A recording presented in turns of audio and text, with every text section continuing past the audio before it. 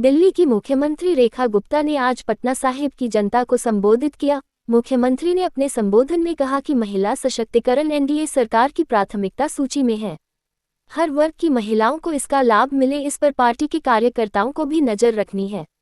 CM Rekha Gupta आज पटना साहिब विधानसभा क्षेत्र के अंतर्गत पड़ने वाले मालसलामी रेलवे क्रॉसिंग पर आयोजित सभा को संबोधित कर रही थीं। सभा को बिहार विधानसभा के अध्यक्ष और स्थानीय विधायक नंदकिशोर यादव ने संबोधित करते हुए एनडीए उम्मीदवार रत्नेश कुशवाहा की अधिकाधिक मतों से विजय बनाने का आह्वान किया। मुख्यमंत्री रेखा गुप्ता ने कहा कि मोदी एवं नीतीश की सरकार ने महिलाओं के सशक्तिकरण के लिए छात्राओं के लिए साइकिल योजना, मुख्यमंत्री महिला रोजगार योजना, महिलाओं को रोजगार शुरू करने हेतु 10,000, व्यापार करने के लिए मिलने सहित कई योजनाओं की जानकारी दी। सभा को पटना साहिब के सांसद रविशंकर प्रसाद, लोजपा के संजय पासवान ने भी संबोधित किया। तो काम किया जी, अरे काम मैंने किया कि नहीं किया? तो जब काम किया तो उसका दाम देना न पड़ेगा। जो काम मैंने प्रारंभ किया है उसको अंजाम तक पहुंचाने का काम मेरा भाई रत्नेश कुशवाहा करेगा। आज लालू की 32 साल की सजा हो चुकी है, ध्यान रखिए, भूले नहीं आप लोग। तेजस्वी बाबू भ्रष्टाचार के केस में आरोपी हैं, इसलिए कल उन्हें भ्रष्टाचार की बात नहीं कही। कितना लूटोगे भाई, कितना? और एक तरफ एनडीए की सरकार है, नीतीश कुमार, नरेंद्र मोदी की। तो यह है बड़े सवाल, वही खौफ, वही डर, वही अपहरण, वही लूट, वही भ्रष्टाचार। बिहार इसमें नहीं जाएगा। बिहार विकास के रास्ते पर आगे बढ़ता रहेगा, ये मेरी आपसे अपील है।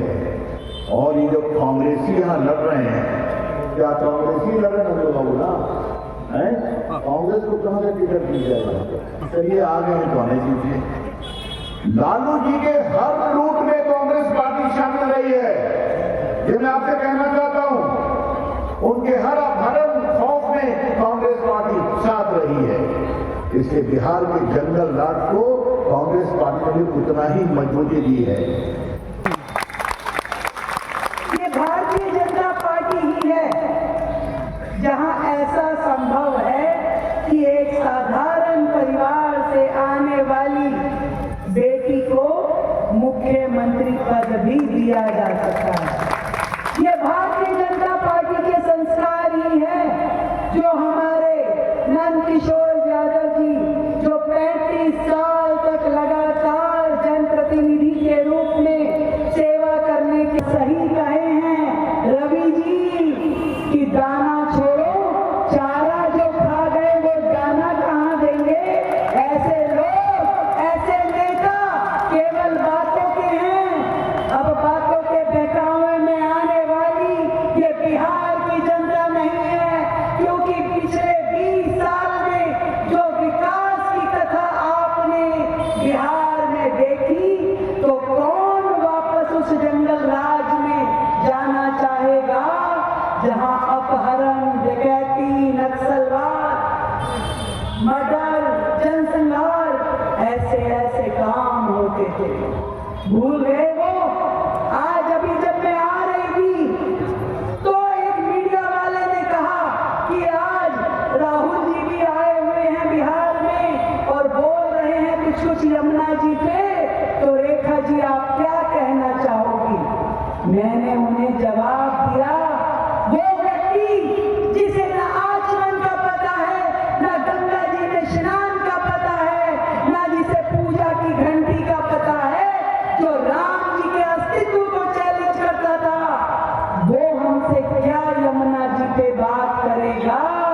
वो तो रटा रटाया, पढ़ा पढ़ाया भाषण बिहार में देने आया है। न उसको बिहार से मतलब है, न बिहारियों से मतलब है। इतने साल उन्होंने इस देश में शासन किया, पर कभी गरीब की सोची नहीं। अगर गरीब की सोची होती, उनकी नौकरी की सोची होती, उनको आगे बढ़ाने की सोची होती, तो 65 साल के अपने राज में पूरे देश में कोई गरीब न रहता। वो पहली पार्टी थी देश की कांग्रेस पार्टी, पर